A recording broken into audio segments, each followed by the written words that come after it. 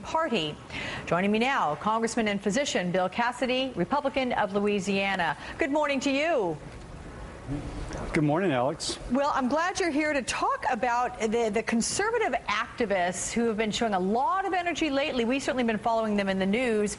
Are Republicans struggling to pull those voters into the rank-and-file party? I don't think we're struggling at all. It's kind of a nice problem, isn't it, that you have so many people on the same team that there has to be improved communication. I think it's a great problem to have. It just shows you the energy and the widespreadness, if you will, of the movement. Okay. Widespread to include the Tea Party activists, sir? I mean, talk to me about your feeling about them, their presence in the Republican Party, and what they're doing to perhaps isolate some Republicans. You know, I'm not sure what they're doing to isolate Republicans. I do know that they are concerned about the fiscal health of our country. They recognize that we have an existential threat, which is called our debt. The debt is rapidly going up despite almost as rapidly increasing taxes. These are middle Americans who are concerned about the future of their country. We should applaud them for their concern. All right. And, sir, you know, you're a congressman and physician there from Louisiana. I know there was some criticism that Katrina, the situation in New Orleans, was not even addressed in the first day of the conference. What do you have to say about that? One, New Orleans is coming back. That's very nice. But part of my resume, if you will, was leading a team of volunteers that created a hospital for refugees from Katrina within 36 hours.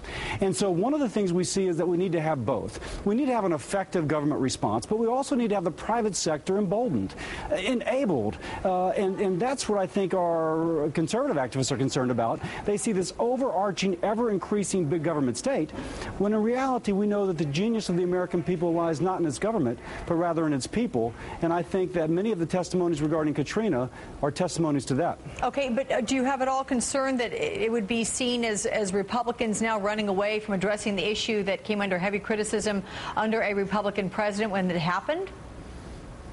Oh, I don't think that at all. The fact is, we're a far-looking party. Believe me, Katrina was a very formative influence upon me, upon my state. On the other hand, we're looking forward. If we want to continue to go into what is past, we're never going to move forward. So we all acknowledge Katrina. In every conversation we in Louisiana have that's of import, it is likely to come up. But that's not to say we stay rooted there. We move forward. Okay. Moving forward, whom do you see emerging as the leader of the Republican Party? And how much are you concerned that there's not someone at this point in the game around whom the whole party seems to be coalescing? There is this sort of, again, nice problem to have where there is so much ferment within the party that someone is going to bubble up. I don't think the story is that someone hasn't bubbled up yet. I think the story is that there's so many people engaged, which frankly, again, relates to the fact that we have this existential threat to our country called the debt, and that the programs which have been proposed and passed are going to worsen that, despite the billions of dollars of new taxes. Now, there's a whole lot of people who want to be involved in that. One of them will eventually shake out. It doesn't matter at this point who. Time will tell. What does matter is people are concerned about it and they're striving to address it.